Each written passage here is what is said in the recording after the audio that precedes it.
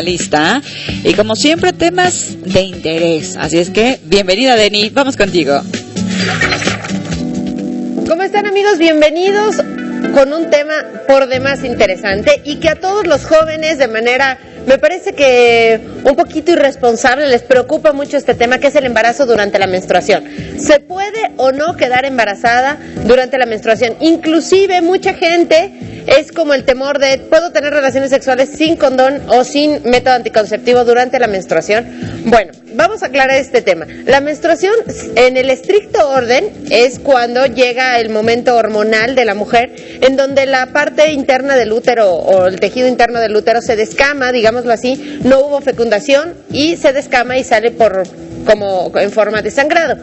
En el estricto orden se daría a entender que la ovulación se dio antes, se dio a la mitad del ciclo.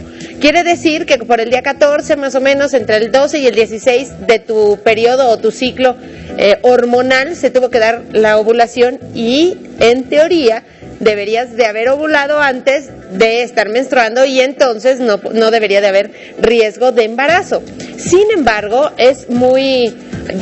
existen los casos en los cuales la mujer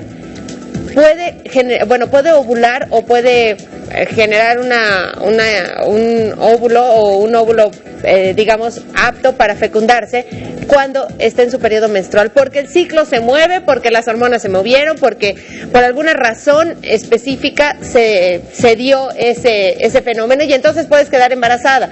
No es un método seguro en cuanto a si tú no quieres de ninguna manera tener embarazos, no es un método seguro de que mientras estés menstruando sugieras o piensas que no hay embarazo. Además, hay embarazos o hay situaciones particulares de embarazos que pueden cursar con sangrado y tú pensar que no estás embarazada y estar embarazada ya. Entonces no se dio durante la menstruación, sino simplemente es una manifestación no común en un embarazo que llega a ver o cursar con sangrado. Entonces tampoco es un buen método.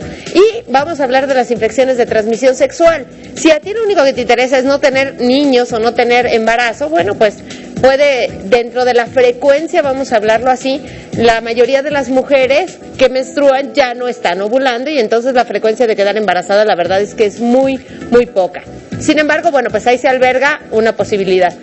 Pero en cuanto a infecciones de transmisión sexual se refiere, bueno, pues la verdad es que ahí sí tenemos mucho más de lo que se puede esperar, porque no solamente va ahora en el contacto sexual, va a haber lo que son los líquidos vaginales y el líquido del pene o el semen, el líquido de la lubricación vaginal e inclusive el líquido preeyaculatorio o del semen. No solamente vas a tener eso que lleva, por ejemplo, en lo que se refiere al VIH-Sida, pues ya lleva bastante carga viral. No solamente vas a tener esos componentes, sino ahora también vas a tener el componente del sangrado o de la sangre menstrual, que obviamente lleva consigo una carga viral bastante importante. Entonces el riesgo pues aumenta en cuanto al intercambio de fluidos se refiere.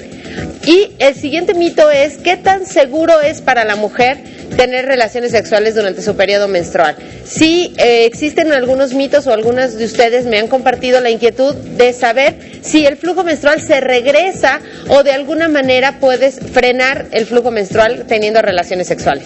Pues no hay ninguna de esas, ninguno de esos fenómenos ocurre. Cuando varón penetra el flujo sanguíneo o el flujo menstrual que ya va en descenso, de ninguna manera vuelve a entrar a útero y de ninguna manera se regresa. No hay regreso del flujo menstrual, ni tampoco ninguna alteración en cuanto al endometrio se refiere, ni genera endometriosis. Eso es muy importante porque hay muchas mujeres que así lo refieren. Entonces, si tú tienes relaciones sexuales durante tu periodo menstrual, tú como mujer tampoco tienes ninguna alteración. Ahora bien, la sangre y el pene.